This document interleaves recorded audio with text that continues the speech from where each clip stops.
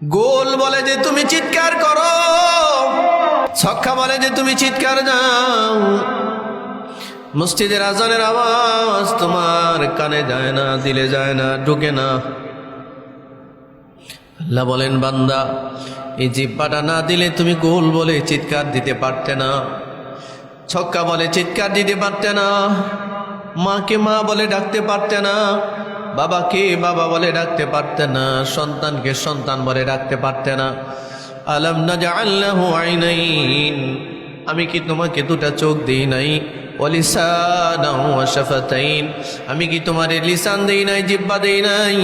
শাফাতাইন, দুইটা ঠোঁট কি আমি তোমারে দেই নাই? বলেন দুইটা চোখ কে দিয়েছেন? একটু জোরে আল্লাহর নামটা নিয়ে বলেন, চোখ দুইটা কে দিয়েছেন? আমাদের জিহ্বা কে দিয়েছেন? আমাদের এই ঠোঁট দুইটা কে দিয়েছেন? জগতে কত মানুষ এমন আছে সারা দেহ ঠিক আছে, শুধু চোখ দুইটা নাই।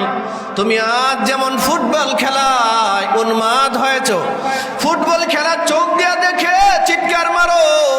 জগতে এমন বহু মানুষ আছে দৃষ্টিহীন, সে ফুটবল খেলা দেখা তো দূরের কথা, যে মার দিকে তাকালে, বাবার দিকে তাকালে হজের সওয়াব হয়, মার চেহারাটাও জীবনে দেখতে পায় নাই, এ বাবার চেহারাটাও জীবনে দেখতে পায় নাই, বাইতুল্লাহর চেহারা কোনোদিন দেখতে পায় নাই। এমন মানুষ এই জগতে আছে। তুমি তো গোল বলে চিৎকার মারো।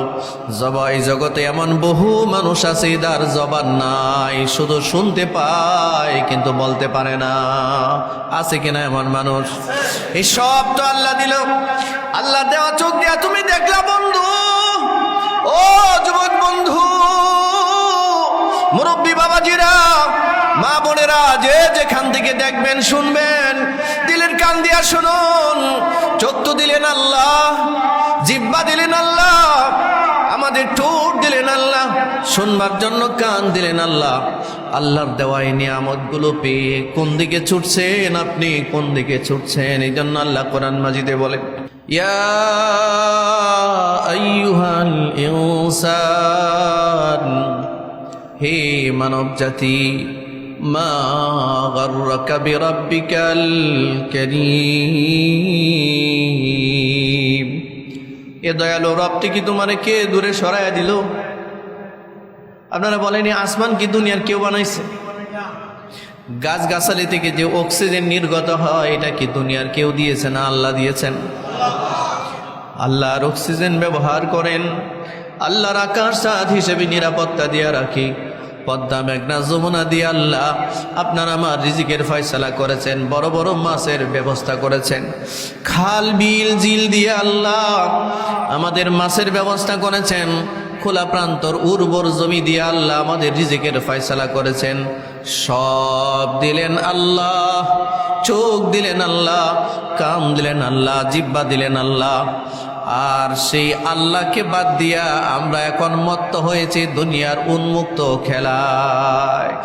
এই জন্য আল্লাহ রাব্বুল আলামিন শুরুর আয়াতে বলেন, নবী হে, চোখের মধ্যে যারা চশমা লাগিয়েছে রঙিন, যে চশমা দিয়া শুধু সে দুনিয়া দেখে দুনিয়া, আপনি ওদেরকে বলে দেন, ইয়াউমা নুসাইয়িরুল জিবাল, এমন একটা দিন আসবে পৃথিবীর সমস্ত পাহাড়গুলো উঠতে থাকবে, চলমান অবস্থায় থাকবে, পাহাড়গুলো শূন্যে উড়বে।